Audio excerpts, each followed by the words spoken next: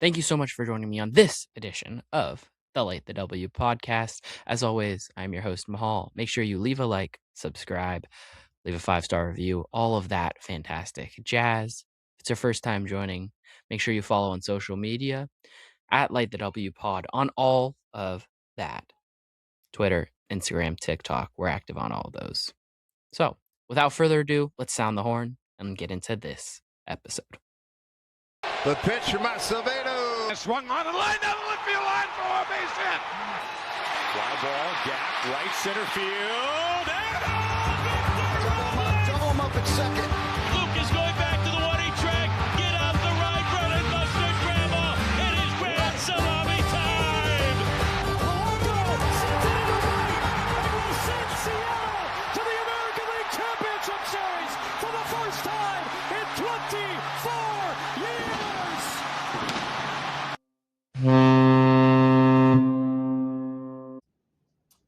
Hello, everybody, and welcome back to the Light the W podcast. This is episode 121 of the show, and happy pitchers and catchers. We are back, Jeff. Mariners baseball's here, and how does it sound to say the Seattle Seahawks are world champions? Let's go. Oh my goodness. I'm Jeff.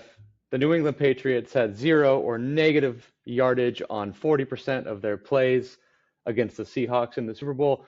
Josh McDaniels 0 for 8, scoring a touchdown in the first quarter as an offensive coordinator. That dude owes Tom Brady a lot of money. Yeah, pretty much. That's pretty much right. It was pretty much domination from drive 1 to the end of the game. I don't want to spend too much time, but Jeff, you're at the parade. What were the scenes like there? The parade was amazing. If you thought the Patriots had a chance last week, you don't know ball or you're from Boston. The celebration yesterday was amazing. Seeing the players coming out. My son's birthday was this week. He turned 5 years old. We went to the parade. It's a core memory for me forever. Go Seahawks. Yeah, for those of you who don't know, I am down in California, so I was not able to be there. I almost flew up, but with my schedule, I had a really busy week this week, so it was just not meant to be. But it was pretty close. If it had been an hour later on yesterday, I would have been there. So we were close, but Mariners baseball's here, and I gotta tell you, Jeff. As much as I loved Brendan Donovan heading into him being traded, the more I hear about this guy, the more I'm like, this is about to be my favorite Mariner maybe ever. I've never seen you in love before. This is delightful. You have a delightful crush on another human being. You're sending me a lot of pictures of him. Yeah. I gotta say, he looks good in those colors. Stop it. Let's let him hit a baseball for our team first. Oh my goodness, you're in love. But in all seriousness, all the reports about him, his media session yesterday, all of that, I talked about it on an episode yesterday, but everything he says, everything he does, he just seems like the perfect team guy and the perfect guy for the roster. And this feels like the year of Seattle in some ways. Again, I don't want to go crazy, but there's a lot of buzz about a certain league returning to Seattle. There was a report last night about that, so I don't want to jinx it, knock on wood. But the World Cup is going to be here. 2026, unbelievable stuff happening here. Yeah, If only we could all live here and see Brendan Donovan as often as we can. Well, I will be down in Arizona to see him. I am jealous about that. Nice work. I am excited about that, and I will definitely be copping one of those spring training hats. Plan for today's episode is to talk about all 5 of the starting pitchers. We might talk a little bit about the depth, but I do want to mention the last 2 seasons, we have had an injury to one of these starters in spring training. Each of those seasons, we haven't gone into opening day with all 5 starters healthy. Either of the past 2 years, we haven't done it with any of these 5 guys because Wu and Miller both came in 3 years ago in 2023, middle of the year. So this rotation hasn't been attacked on opening day. They've been healthy for most of the seasons. We haven't seen a really big, crucial injury, but the biggest thing out of spring training is going to be health to watch with these guys. I have one question before we start our starting pitcher preview. I missed this. Why is Matt Brash not on Team Canada? So he talked to, I think this I was a figured you would report. know the answer.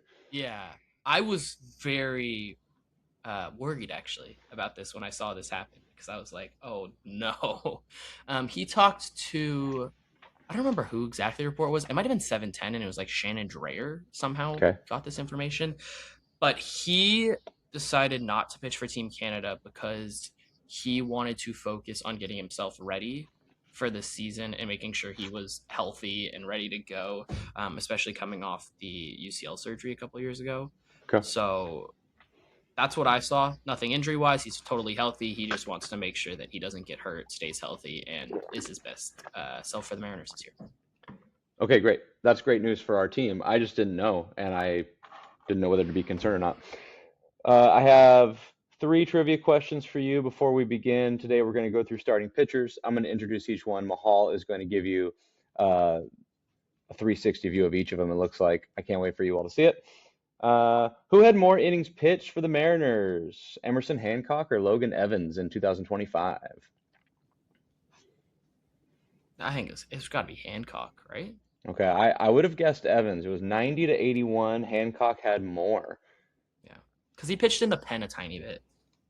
Yeah, that was really limited. But he did How many start was it? 16 games for us, and then pitches after that. I didn't get his innings relief work.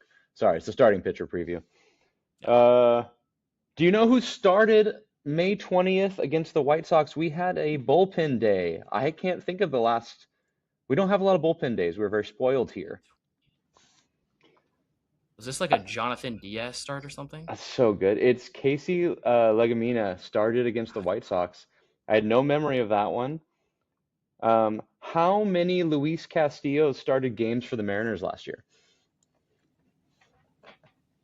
27? No. How many people named Luis Castillo started games for the two. Mariners last year? Two. It's 2. Who had the most innings pitched in the postseason? Miller. Kirby.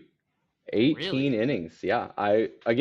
Those are the things that popped up that I had to hit you with because the seasons are long. We can adore this team as much as we want.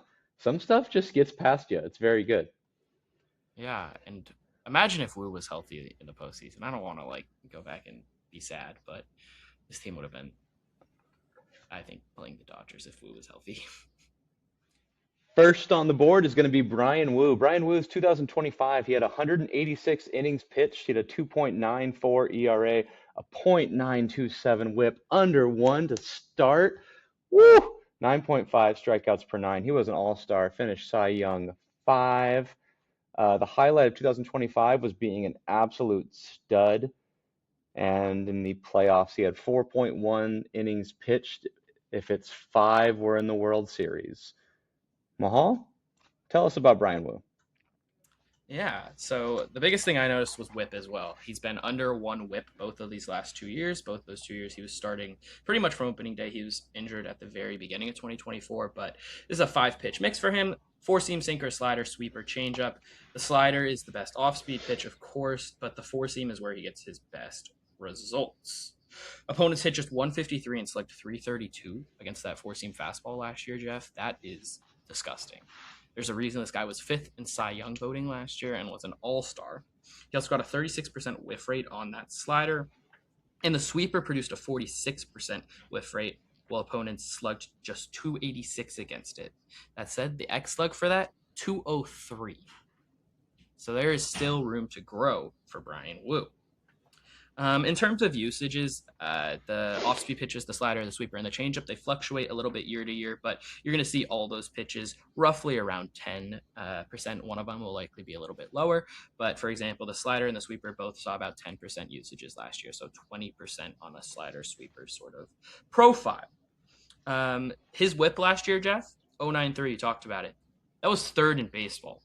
The only people better, only pitchers better, Jacob deGrom and Tarek Skubal. This guy is really good. If I could look at only one stat to see how is this pitcher doing? I think whip is probably my pick. And that might sound crazy with ERA, but you inherit runners in the bullpen, you do all these things. Whip can be a little more random. If your team gives up a few errors or whatever, if you're dominating in whip, you're dominating the game. Yeah, the two stats I always look at are WHIP and FIP, and you're going to hear me mention those two a lot. FIP is basically ERA, but it's only accounting for the things that fielders don't account for. So home runs, strikeout, walks. I'm just going to tell you right now, George Kirby's FIP is really interesting.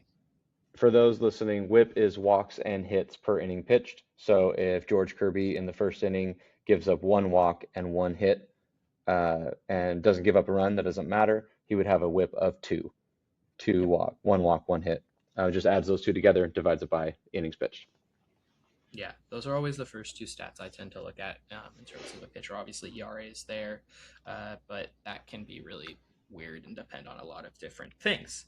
Talking about FIP, Ryan Wu was 13th in FIP in 2025, 347 FIP. That's really good, of course, as well. And then getting into splits really briefly. Left-handed hitters hit under 200 against him. He had a whip under 1 against both left and right-handed hitters. And against right-handed hitters, he had a FIP of 317, nearly a FIP of 3, which is really, really good. So this guy didn't have any sort of splits issues. The one thing you'll notice is that he was a little bit worse on the road. That is the case with all these starters. He had a whip over 1 on the road this year and a FIP over 3.6. And his strikeout percentage dropped from 29.6 at home to just 25% on the road. He's projected for a whip over 1, weirdly, this year, Jeff, by Zips. I think it's going to be under 1 again. That's my prediction for him. Him being over 1 is fine as long as it's low. Like 1.4 would be terrifying. It's 1.03, so it's like That's nothing not crazy. okay. But I like seeing no ones there. I gotta say. I understand. And we're spoiled right now. Go Seahawks again. I know what you want. I know you're looking at Brendan Donovan's eyes. I know it. I gotta say, I'm so excited for this season. Smitten. This is a 3/4 release. That means that he is 2 or 3 o'clock on a clock, or 2 o'clock pretty much on a clock, if you think about it that way. Sidearm obviously would be 3 o'clock. Over the top is 12 o'clock, so this is a 1 or 2 o'clock release point, which plays into why that slider, that sinker, or slider and sweeper play so well, because it allows them to just cut across the zone. Wu's a really good pitcher. He was the ace of the staff last year. Prediction, Jeff, what do you got? My really specific prediction is that he will eclipse 200 strikeouts. He knocked on the door last year. That kind of stat isn't the most important thing anymore in baseball, but 200 sure looks cool. I think he repeats that success. Overall, I do not think Wu will be our ace this year, but not because of anything he does wrong. I think he's going to be a good pitcher for a long time. He throws a lot of strikes, and that came back to bite Kirby in his third-ish, fourth-ish year. I think Wu has a little bit of that in him. I'm excited to see how he deals with that. Yeah, prediction-wise for me, I'm looking at ERA, I'm looking at WHIP, and I'm going to base this a little bit off some of the stuff he did this last year. He was really good this last year. That said, opponents had the best barrel rate against him in Wu's career. I think Wu's going to figure it back out. I think he's going to be better. I think that in of itself is a little bit random. This guy's going to be even better, I think. And I think you'll see another sub-3 ERA, another sub-1 WHIP season. I don't think he's going to be the ace as well for the same reasons you mentioned, but I think this will be solidified number 2 in the rotation. Fantastic. Next up, we have Logan Gilbert in 2025, 131 innings pitched, injury-plagued season, 3.44 ERA, 11.9 strikeouts per 9. He came off an all-star Cy Young 6 2024. I would say the legacy of 2025 were injuries and a disappointing ALCS. In the postseason, he had 15 innings pitched with a 4.2 ERA. The highlight of 2025 would have been pitching 2 relief innings in the ALDS versus the Tigers in Game 5.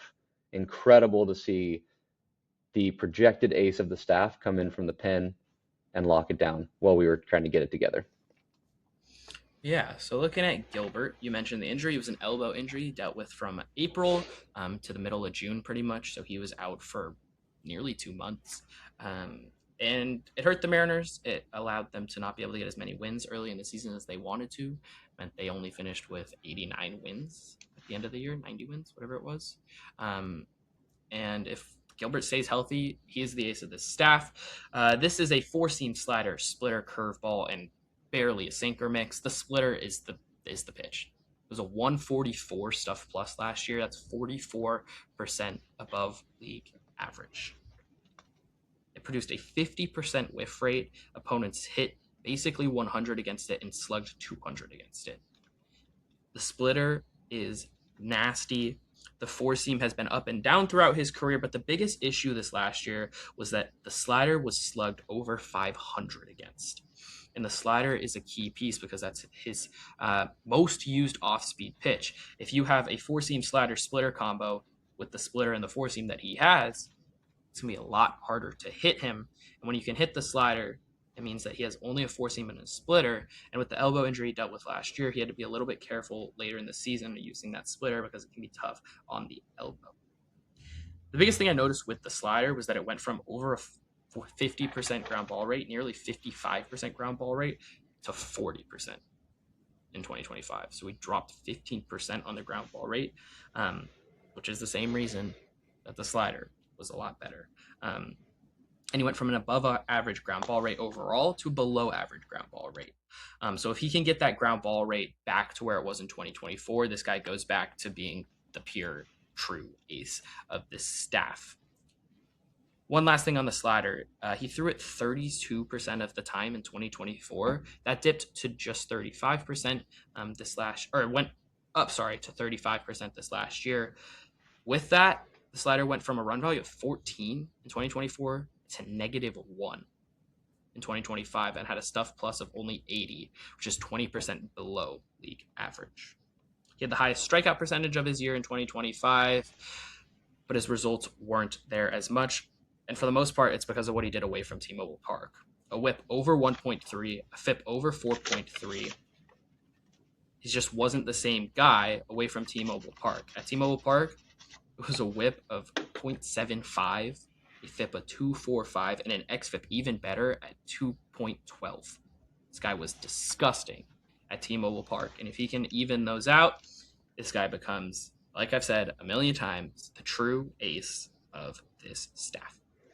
An elite strikeout pitcher. We can't underestimate his size and frame. That doesn't go away. He's tall like Randy Johnson. Other players describe his release point as it's too late for them to pick up on what it is. They have to guess against him, which is why he's so good at striking out opponents. That ball is in the catcher's glove so quickly from his hand. Yep, 100th percentile in extension. That's exactly what you're talking about, getting that pitch as close to the plate as you can when you release it. That combined with averaging over 95 miles an hour on his fastball, that shit plays up, Jeff. Zips has him at an ERA of 3.42, a whip of 1.07, and I think we'll get another good season. He had a whip of 1.03 this last year, an xFIP under 3, a FIP of 3.35, and an ERA of 3.44. It was a good season. It wasn't ace caliber, but it was a good season. What are you looking to in 2026 for Gilbert? My really specific prediction for Logan Gilbert is he will finish 4th in the American League Cy Young voting. I like it. Really specific. Really specific. Yeah. I don't have anything that specific. I think you're going to get like a 3.2 ERA season type of thing with a whip just barely over 1. And I think you'll see that slider be a little bit better. It's gotten worse in terms of stuff plus every year of his career. I think that's going to be something that he worked on a lot this offseason. This guy's a tinkerer. This guy's a worker, as are all these guys. And I think if he looks back at what he did last season, that's the thing he's going to be like, I need to get this thing locked back in. So I think you're going to see a better slider this year. And we'll see what happens with all these starting pitchers at spring training in terms of what they did this offseason. Longer introduction here. Next up, we have Luis Castillo, 2025, 180 innings pitched, 3.54 ERA, and a 1.185 whip. That does not even begin to tell the story of Luis Castillo. Probably our second best pitcher overall and an absolute ace at home. If you have those kind of numbers and you're an ace at home, well, then the road might be something less traveled upon. His home splits 100 innings pitched, 2.6 ERA, and a .967 WHIP. Ooh, baby. Unfortunately, he also played on the road. 8 innings pitched, 80 innings pitched, 4.71 ERA, and a 1.456 WHIP. Goodness gracious. 8.1 innings pitched in the playoffs. Mahal, tell us more about Luis Castillo. Yeah, I got a full breakdown for Luis here for you, Jeff. I got images. If you're watching on YouTube, you'll see the images. I'll share those in a second. But you mentioned it. Home and away splits were awful, as were the right and left-handed hitter splits. Left-handed hitters slugged .466, a whip over 1.5, and a FIP of 4.7. It was not very good in that sense for him. Now, let's look at a bunch of baseball savant stuff. So here you can see his movement profile. You can see his percentile rankings. If you're listening on Spotify, I will walk you through all this. The only thing that he was red in terms of his savant profile, Jeff, was limiting walks. He was below average in strikeout percentage, below average in whiff percentage. He was not good with barrels, not good with hard hits. And part of that comes to what his profile is and the arsenal that he has. He is a 4-pitch mix guy, 4-seam sinker, slider, changeup, and he has seen issues with these pitches over time. So here you can see all of these pitches. I wanted to look at velocity specifically in terms of these pitches. The 4-seam fastball has declined in velocity every year of his career since he got to Seattle. 2022 was the outlier dominant season for him. Since then, he has lost over 2 miles an hour average on that fastball, and that has caused the fastball to get hit. But more importantly, the sinker has done the same thing, and the sinker has gotten worse year after year. This last year, the slider was the biggest issue. You can see it here, 357 slug, 207, but the sinker. Look at the sinker here. Negative 3 run value in 2024. It gets better. Right? Negative 1, still below average. The slider went from 3 to 1. Opponents like 336 against it, whiffing 36% of the time. Let's go look at some more stuff here. Pitch percentage. The 4-seam, since he got to Seattle, has been used more and more year after year. That's meant he's used less of these off-speed pitches, and when he was mostly a fastball changeup guy in Cincinnati, he's become mostly a fastball guy in Seattle. This is his K percentage. This is dipped every year of his career, especially since he got to Seattle. Some of this comes with aging, but the older this guy has gotten, the more he has pitched, the longer he's been in Seattle, the worse he's gotten. Swing and miss percentage does the same thing. Look at the 4-seam fastball here in red. Look at the changeup here in green. 2022, really good season. 2023, solid season. Since then, dropping dramatically. And while the slider has stayed somewhat consistent, these other 2 pitches have dipped really badly. And that's caused him to really only be a 1-pitch swing and miss whiff guy. Here's the fastball doing the same thing. This was the first thing I noticed when I was looking at the whiff rates. The fastball whiff rates dropping dramatically from over 30% to under 30% and closer to 25% now. Barrels per plate appearance.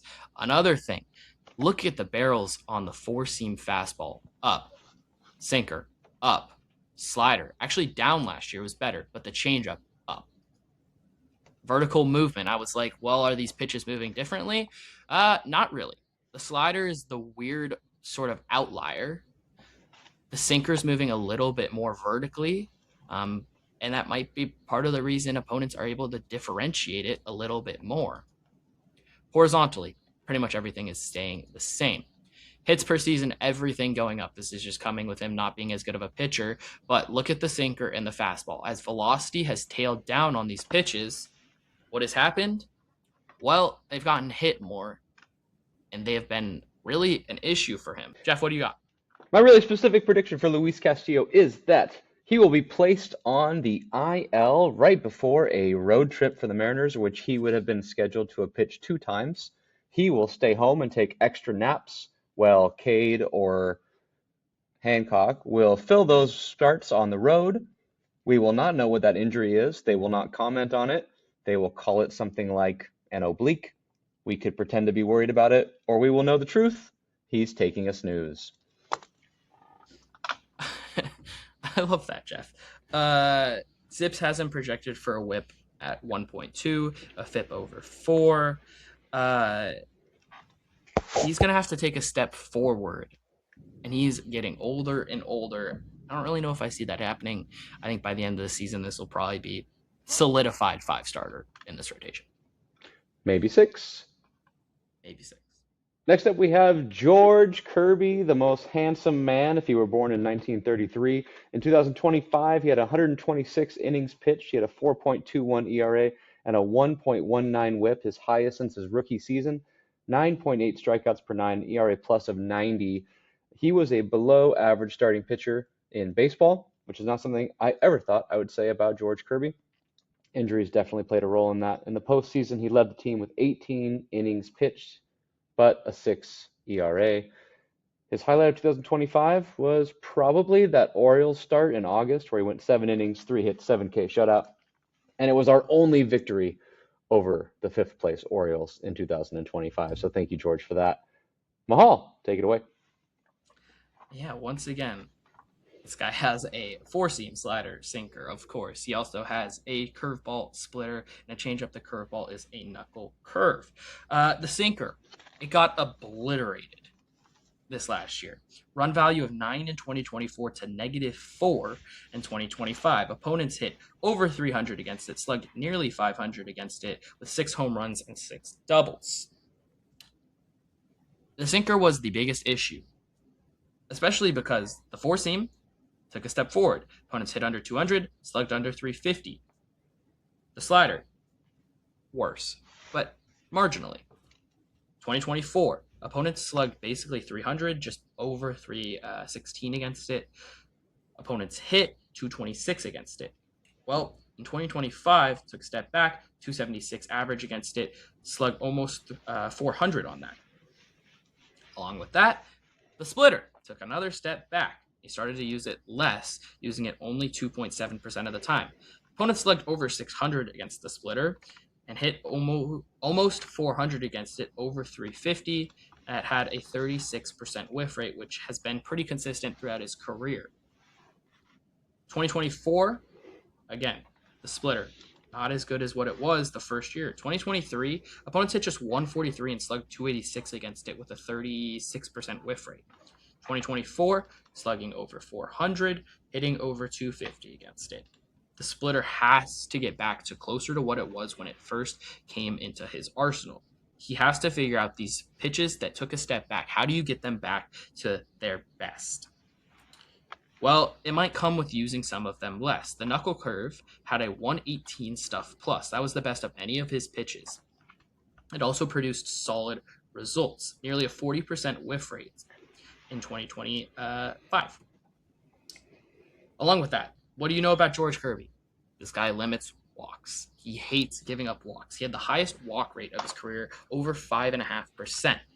2024 is 3%. 2023, it was 2.5%. 2022 was 4%. That was his rookie year. Like you said, it was not a great season for him. The interesting thing is when you look at his FIP and his ERA. He had a 3.37 FIP and a 4.21 ERA. That's almost an entire point difference. In terms of ERA minus FIP minus, these are average to 100. The lower, the better. He had an 84 FIP minus, 16% above league average. ERA minus 110 below league average. In terms of where those would rank in the league, he was unqualified because he didn't throw enough innings due to injury at the beginning of the year. But he would have ranked 12th in FIP minus, and he would have ranked pretty much 40th in ERA minus. What this means: limiting home runs, limiting walks, getting strikeouts. He had the highest strikeout percentage, actually, of his career this last year. But opponents hit him better. In terms of left-handed hitters, right-handed hitters, left-handed hitters, 3.74 FIP, 1.33 WHIP, not good. Right-handed hitters, solid. 1.03 WHIP, 2.95 FIP. Home away, he was somewhat consistent in terms of WHIP. 1.11 at home, 1.28 away from home. There is a marginal difference there, but close enough. The biggest thing there is ERA. 3.38 ERA at home and a over 5 ERA away from T-Mobile Park. How do you figure that out for each and every single one of these guys? Because you're not going to be able to throw all of your starts at T-Mobile Park. Jeff, what do you got? We have not figured out how to play all of our games at home yet. We're working on it. Really specific prediction for George Kirby. He has not thrown a complete game since 2022, 8 innings and a loss. Kirby will throw a complete game victory that includes 3 successful ABS challenges in that start. I like that ABS challenges. He's going to love. Abuse those. It's going to be awful. Head tap. The thing, lastly, that I noticed on Kirby is that he really struggled down the stretch. A 5.40 ERA in September and October. Interesting there, the FIP was 2.5. Again, the FIP is going to be low for Kirby because he limits walks, he gets good strikeouts, and he limits home runs because he doesn't give up a ton of fly balls, especially hard hit fly balls. But he's giving up runs because ground balls are getting through and they're getting hit hard, even if they are ground balls. Zips projects him for a 3.53 ERA, a 1.10 WHIP, and a 3.32 FIP. Predictions wise, I think that's actually probably about where he's going to be. I think that he will finish as the 4th best starter in this rotation. I have him at a different number. We'll get to that later. Okay. Next up, we have Bryce Miller. In 2025, he had 90 innings pitched with a 5.68 ERA and a 1.406 WHIP. Had a horrible beginning to the season. He did return in time for the playoffs, something that most people, including myself, did not think was going to happen. In the postseason, he had 14.1 innings pitched and a 2.51 ERA. That was more of the Bryce Miller that we were expecting. Perhaps should have pitched a little longer in a few of those games. He highlighted 2025, starting game 1 and 5 of the ALCS for our Seattle Mariners. Mahal? Yeah. Biggest thing with Bryce Miller, he was hurt last year. Bone spur in his elbow, I believe, is what it was. They have been really weird with that injury. He didn't get surgery over the offseason. I thought for sure he was going to get surgery. His fastball velo, it dipped a little bit this last year. Not significantly. I was actually surprised by that. It was only about a half mile an hour on average on that fastball. That said, the fastball has been his best pitch throughout his career. 2024, the four-seam fastball had a run value of 19. 2025, run value of -8. That is a 27 run value difference from positive to negative there for Bryce Miller. I don't have a ton on Bryce Miller because, like I said, I'm going to chalk up his 2025 season due to the injury. I think he gets proper spring training. He's been up to 97, 98 already in bullpens during the offseason. He posted a video. He has the off-speed pitches. They can bounce back. The splitter had a run value of 8. The sinker had a run value of 8, both in 2024. They both took a step back, of course, but as did everything else. As his velocity gets back, the vertical sort of movement that fastball induces going to go up. It's going to get more whiff, going to get more swing and miss. The fastball lost 3.5% in terms of whiff. He didn't lose a ton in terms of whiff otherwise, or really in general. But he also was walking a lot more guys. Went from a 75th percentile walk rate to 36th percentile in 2025. I think proper prep, proper offseason, feeling good, feeling better, his arm being healthy, and he is back to what he was in 2024. Jeff, what's your prediction for 2026? My really specific prediction for Bryce Miller is that he will win the American League Pitcher of the Month in May, and that he will be wearing a cowboy hat during play at the All-Star Game in Philadelphia. I love that. Yeah, I think that Bryce Miller is going to be the 3rd best starter by season end in this rotation. This guy was really freaking good in 2024, a whip under 1, an ERA under 3 through 180 and a third innings with 171 strikeouts, starting 31 games. He had about half of the innings in 2025. Again, he was injured. I think we're going to get back to that prime Bryce Miller. I think we're going to see a good, dominant Bryce Miller who will be a key piece of this rotation once again. I'm going to do 4 more quick ones. We'll try and roll through these faster unless you have something to say. Emerson Hancock threw 90 innings for the Seattle Mariners in 2025, 4.9 ERA, a 1.378 whip. The highlight of 2025 was he threw a pitch 98 miles per hour. It made me gasp once. Anything on Hancock, Mahal? Nothing specific. Yeah. In terms of what his role is going to be, with Logan Evans hurt, he is going to be your 6th starter, very likely. Should you see an injury in spring training, this guy will be on the opening day roster. There was thought he might move to the bullpen, but again, with the Logan Evans injury, this guy is going to be a starter. They are going to have him stretched out, and he's going to need to be, even though the bullpen might be where he ends up finishing his career. Because at this point, I don't know if this guy's a starter. He doesn't seem like he has it in him. Last thing, he stayed healthy through last year. That's a big thing for Hancock. He had not done that in his pro career yet. So seeing him do that was definitely a positive step. We'll see what he did in this offseason to see if he did anything to create anything new with him. My specific prediction for Emerson Hancock is that he will make 13 spot starts for the Seattle Mariners this year and have some appearances in long relief, and he will pitch 1 7th inning in the postseason. 1 7th inning. Yeah, here to help. I like it. Next up, we have Logan. Oh, go ahead. I don't know if he's going to have 13 starts. I think it'll be 10. I think we're going to go under 10. I think that you're going to have a healthy rotation this year. That's my bold prediction. Look at us taking bold stances on how many starts Emerson Hancock will have. That's why you're here for the program. Logan Evans. Thanks. See you next year. Cade Anderson. Highlight of 2025, not being drafted by the Los Angeles Angels of Anaheim. Anything on Cade for you, Mahal? I think that I don't know. I think that he will be up at some point. I don't think it's Agreed. going to be soon. I was listening to Jason Churchill's podcast this morning. He talked a little bit about this. Look at you. There's been some buzz. That's my only Mariners podcast I can listen to anymore. Yep. Beside the point. But there's been buzz that he might be on the opening day roster. I'm going to shut that down. This guy's not going to be on the opening day roster, nor should he. He needs minor league time. I think he'll start in Double-A. He is polished. He is good. The video of him throwing a bullpen that Ryan Divish posted on Twitter yesterday was a lot of fun to watch. I think this guy's going to be really good. I think he's going to force his way into the majors by the beginning of August, if not earlier.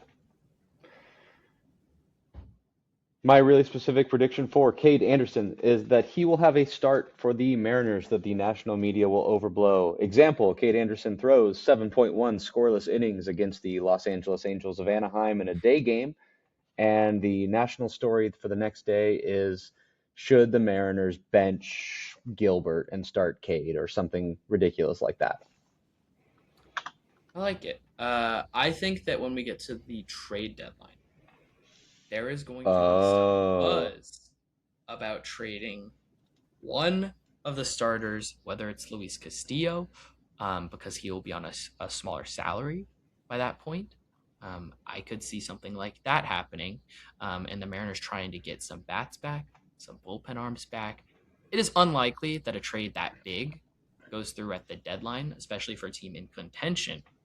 But my bold prediction is that Cade Anderson will force his way into the majors before the trade deadline, say the end of June, beginning of July, be dominant, and then make the Mariners have the option to, and then make them make a trade of one of their starting pitchers, which will push their lineup over the edge and their roster over the edge. And then this guy will be a dominant starter come 2027. It's nice having a lefty. It is.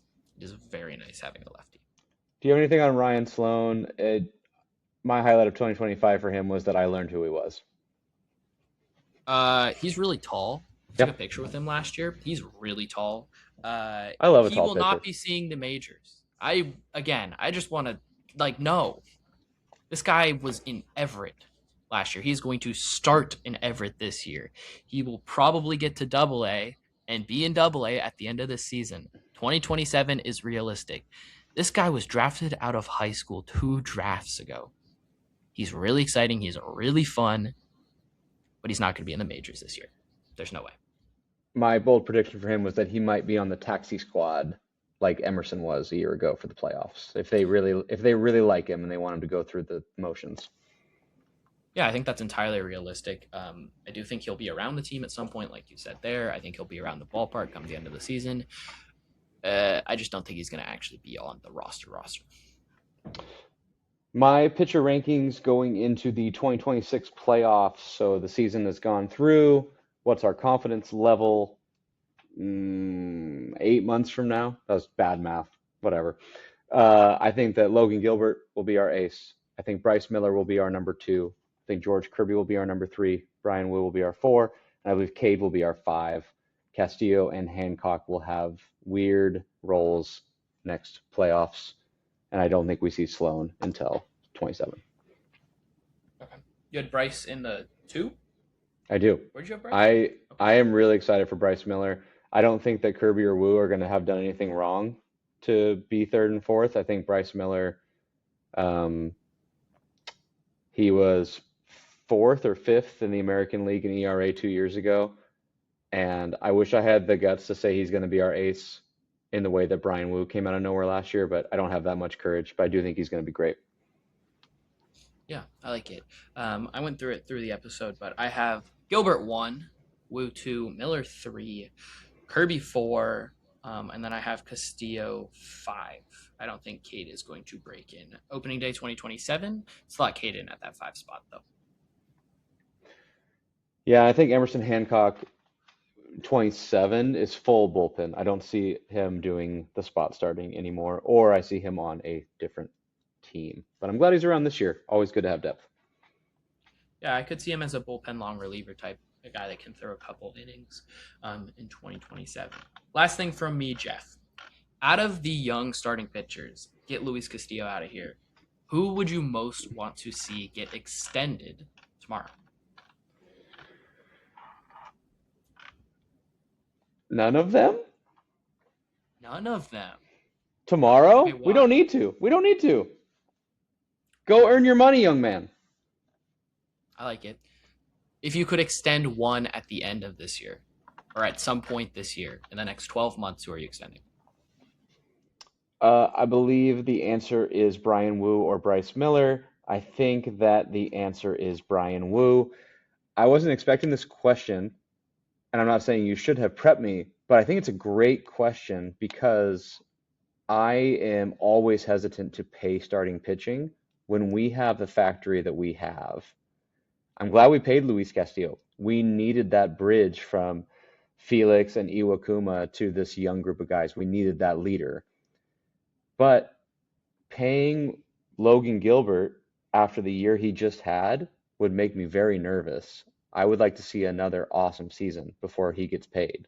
George Kirby needs another awesome year before he gets paid. If you want to take a chance on Wu or Miller or both, I could stomach that a lot easier than the other two. Yeah, I tend to agree. I think that Logan Gilbert would be my answer, just because I look at the Mariners' window, and I look at what they're going to have to do in 12 months should Logan Gilbert not sign an extension, and letting Gilbert walk would be really tough to stomach to me. And I think just for that reason, I look at 2028, 2029 as really competitive years, and being able to have a guy that's been here in Logan Gilbert be able to be at the forefront of that rotation seems like a really key piece of this to me. George Kirby, I'd let walk. Luis Castillo, goodbye. Bryce Miller, Brian Wu have more control, which is why I would wait to extend. We could at least offer the qualifying offer for each of them. 22.5 mil for a stud pitcher, or whatever it'll be at that time. and then if we fail, we get a first round pick, something that Jerry has proven to do quality things with. Like, they're not going to walk for free. Yeah, I agree.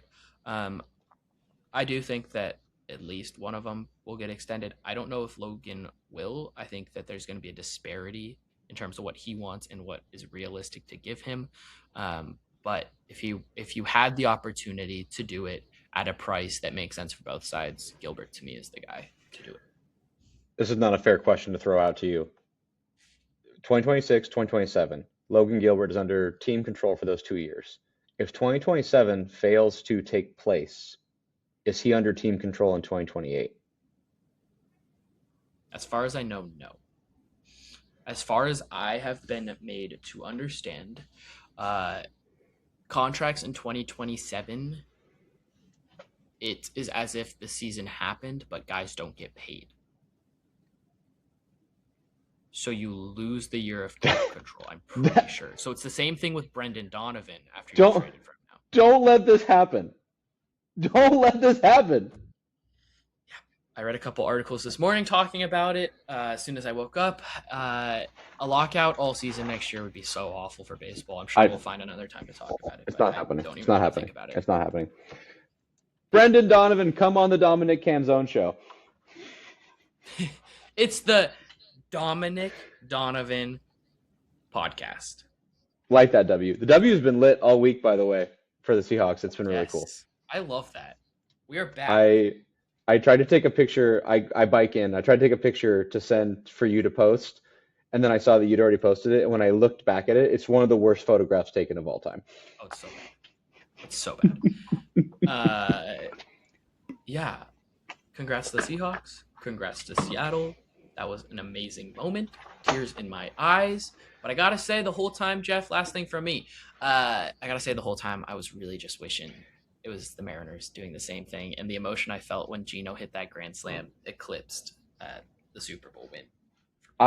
I told either you or other people, I wish I hadn't have felt that. I wish I could have enjoyed the Seahawks fully. But there was a part of my heart that longed for it to be the Mariners in a weird way. When did you know? You're more pessimistic on these things. When did you know the game was over? The Barner touchdown, I was like, I think this thing's over. And then the Patriots went down and scored, and then I was like, oh no. And then the I think it was probably the Nwosu one where I was like, yeah, it's cooked. But I didn't see the Patriots scoring 3 touchdowns like that. There was no way that was happening. The praise for Drake May throwing for 235 in the fourth quarter has been hilarious. We were up. And that guy was seeing ghosts. Ghosts. Someone called Sam Darnold the Ghostbuster. Let's go. I like it. We were up 6-0, and the Patriots had 3rd and 5 from the 42, and they ran a draw play, and I knew it was over. And I'm not kidding. I like it. Yeah. Did you see the report that Witherspoon said the offensive line was shaking before pass plays? That was their tell. I did not see that. If that's true, I think that Witherspoon probably was into his cups yesterday and just having a good time. But if that's true, if they were physically shaking before pass plays, that's the worst thing. That's the most condescending thing you could say about a group of people that you just beat in the Super Bowl. Yeah, pretty much. I got nothing on that. Devin Witherspoon was the MVP of that game, by the way. Good for Ken, but Spoon was unbelievable. Why are you disrespecting Jason Myers like that? You know, I love Jason Myers. How about Michael Dixon? Man, I was trying to vote for the MVP because you can vote for some of it, and he wasn't even an option. Dixon, Myers, Spoon, Walker, and then Christian Gonzalez were the 5 best players in that game. Unbelievable stuff. Gonzalez was so good. Gray's able. Break up against Shaheed. Is that who that was against? Mm-hmm. Oh my god. Christian Gonzalez saved the game from being 51-7. He was so good. There's that NFL Films thing on the first play of the game. Gray's able on mic yelled, "I am willing to die right now." They were all nuts. The parade was fun. Okay, we're rambling. Over before it started, I think. What a day. What a great day that was. Run it back, boys! Mariners next. Seahawks run it back. Let's make 2026 the year of Seattle. Pitchers and catchers report today. I can't wait to watch all the video that Ryan Divish posts on the Twitter. Jeff, what are you most excited for in the next day? There's one answer only. I love you, Brendan Donovan. More third base work. Let's go. I already saw a few videos of him. The more, the better. Thank you guys so much for listening to this episode of the Light the W podcast. I will be back Tuesday. Hopefully this weekend we will get some news to talk about. If not, we will talk about what storylines to watch from spring training from afar, if you're there, all of that jazz. Till next time, go M's, go Hawks. Peace.